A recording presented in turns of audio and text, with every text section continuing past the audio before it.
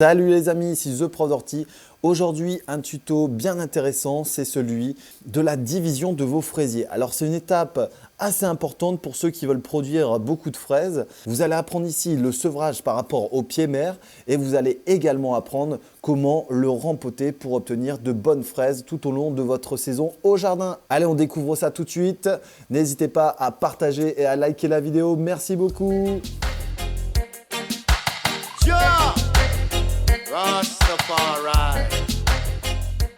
Salut à tous les amis, ici The Prof d'Ortie. Alors bonjour à tout le monde. Aujourd'hui un tuto un petit peu particulier, un tuto assez important pour obtenir des fraises à la saison. Donc je vous laisse découvrir ça dans la suite du tutoriel.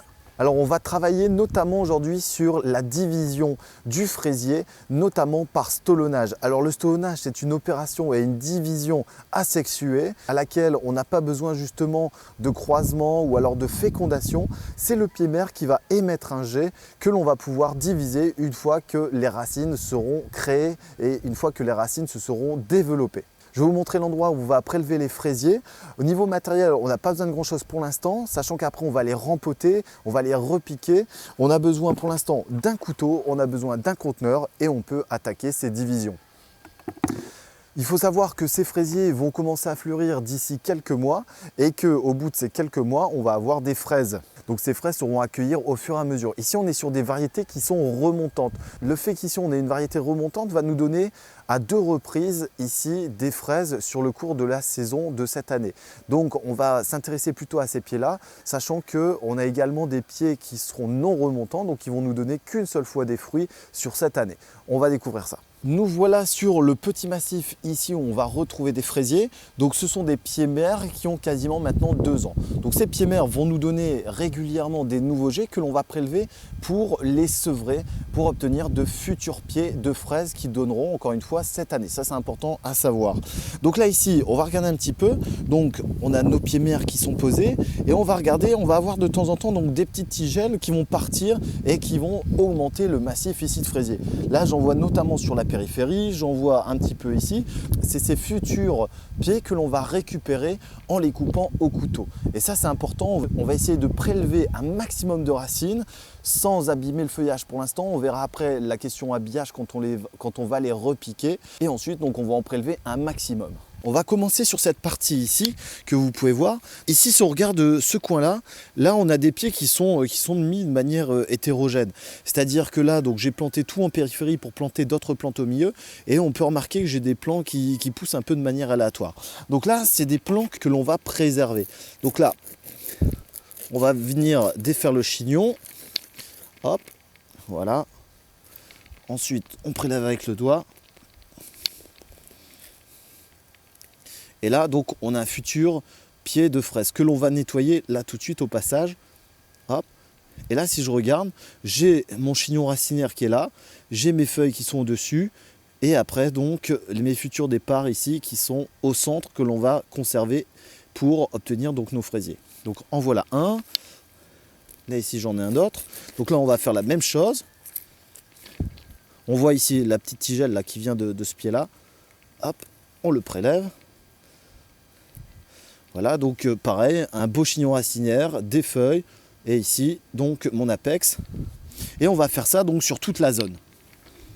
Donc là, on va faire en sorte d'en récupérer un maximum. Je pense qu'ici, on peut en faire à peu près une petite trentaine, donc ça sera l'occasion. J'ai déjà récupéré sur d'autres massifs, ce qui va me permettre de faire ma rotation.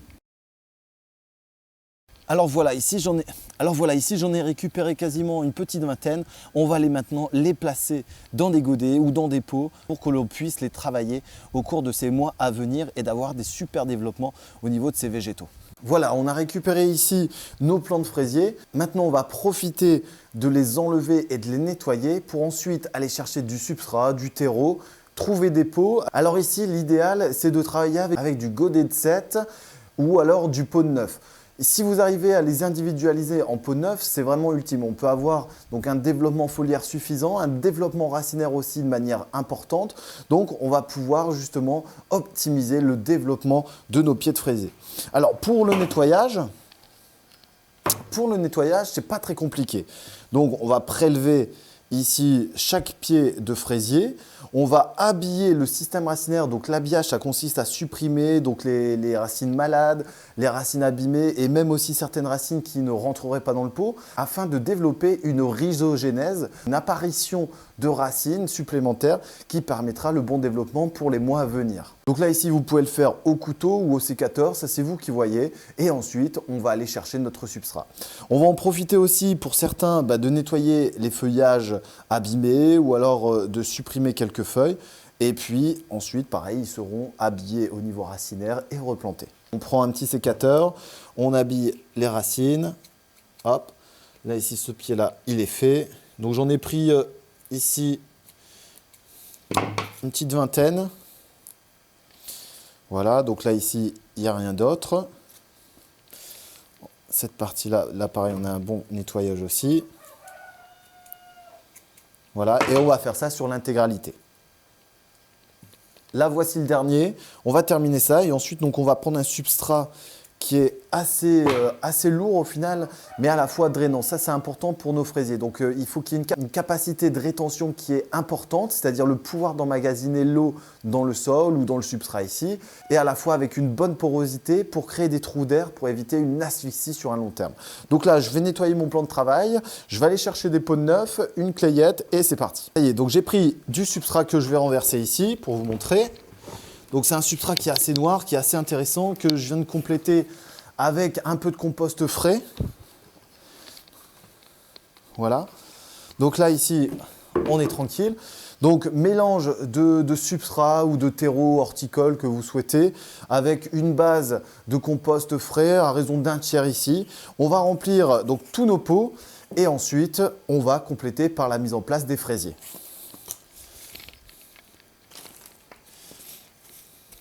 Alors, léger tassement, je vous ai parlé tout à l'heure de porosité, donc il ne faut pas trop tasser nos contenants. Donc là, ici, c'est des pots qui font, si je ne dis pas de bêtises, 0,30 litres. Donc c'est suffisant pour le développement du fraisier, sachant qu'ils seront mis pleine terre ou alors dans une tour à fraisier d'ici quelques mois. Voilà, on essaye de faire des pots qui sont homogènes également au niveau compression du substrat pour avoir un développement qui soit également homogène. La dernière opération ici, comme vous le savez, c'est l'arrosage qui est l'étape ultime. Alors pour certaines fois, vous me voyez justement arroser avant et d'autres arroser après. Alors pour tout ce qui est activité de repiquage pour les petits plants, j'arrose toujours avant. Par contre ici, pour du gros pied comme ça, j'arrose toujours après. On va pousser un petit peu le substrat et on va attaquer. Donc ce que je vais faire, je vais zoomer un petit peu là-dessus, comme ça vous pourrez voir la technique du repiquage. Alors ici, donc on prend son contenant, on fait un petit trou, on adapte forcément la plante avec son trou, on finit le nettoyage. Là ici, je vois que j'ai pas été jusqu'au bout. Et ensuite, donc on va placer le chignon racinaire à l'intérieur. On borne légèrement, hop. Voilà. Là ici, on va essayer de compléter en substrat jusqu'à la collerette et on va laisser quasiment 1,5 mm pour éviter que l'arrosage ne s'échappe par l'extérieur. Voilà, donc là ici j'en ai fait une. On borne légèrement, il ne faut vraiment pas tasser de trop. Quand vous appuyez ici, vous sentez une petite résistance, mais vous avez de quoi appuyer également. Ensuite, le cœur de notre fraisier, on fait attention à ne pas le mettre sous terre au risque que cela pourrisse. On réitère les opérations jusqu'à ne plus avoir de fraisier.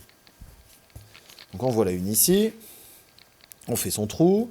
Hop. Donc là ici, c'est une division carrément d'un pied mère, vous voyez. Donc là, la racine a été sectionnée, mais on a d'autres apparitions de racines. Donc ça marche aussi. On le met à l'intérieur. On vient borner. Hop, léger. On remet un peu de substrat.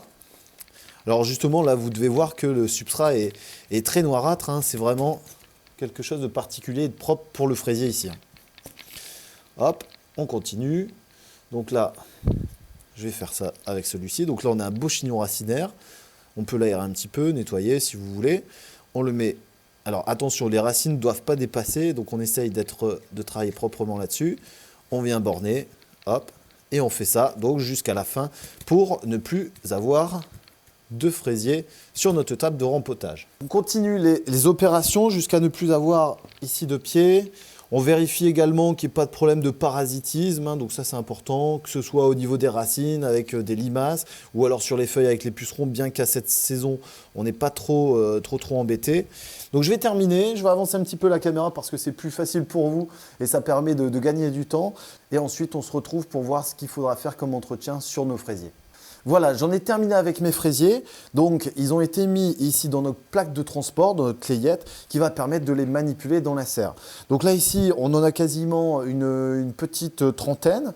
D'ici une semaine ou deux, je vais aller prélever d'autres rejets pour pouvoir échelonner un petit peu cette récolte. Donc là ici, alors je ne saurais plus vous dire la variété que j'ai mise, hein, ça date d'un certain moment et puis pareil c'est issu de diverses divisions mais avec des bonnes fraises qui nous donnent des bons rendements. Donc ce qu'on va faire, on va les laisser développer dans la serre.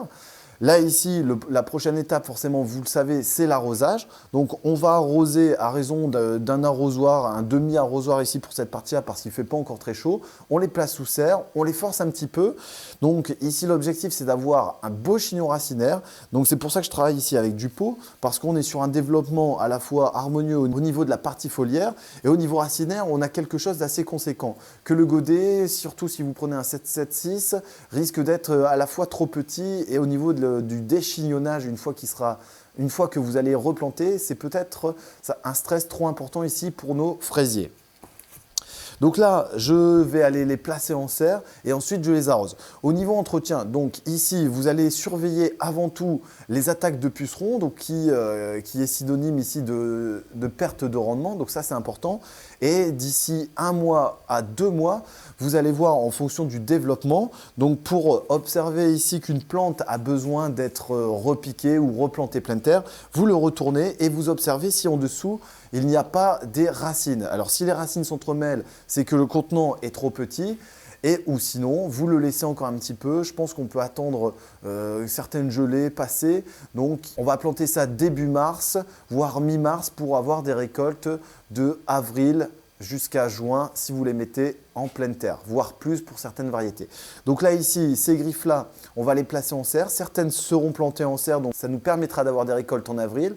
Tandis que les autres, ça nous permettra de savourer d'autres fraises tout au long de l'année. Et donc, vous pouvez reproduire ça chez vous au jardin. Alors ici, on va les placer dans la serre. Voilà.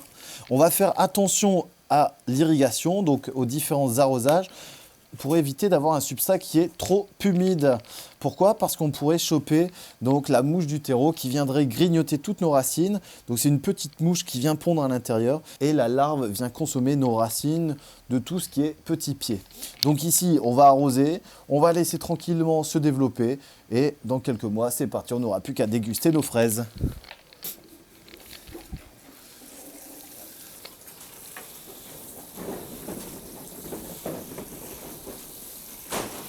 Voilà. Là ici, l'arrosage est homogène. On va laisser tranquillement. Ce que vous pouvez faire un petit peu si vous avez des fortes gelées, c'est peut-être bâcher avec un film protecteur pour éviter de perdre un peu en développement. Cependant, le fraisier est une plante qui résiste suffisamment, donc vous n'êtes pas obligé de vous embêter avec ça. Voilà, c'était la division simple du fraisier. Donc si vous avez des questions, n'hésitez pas.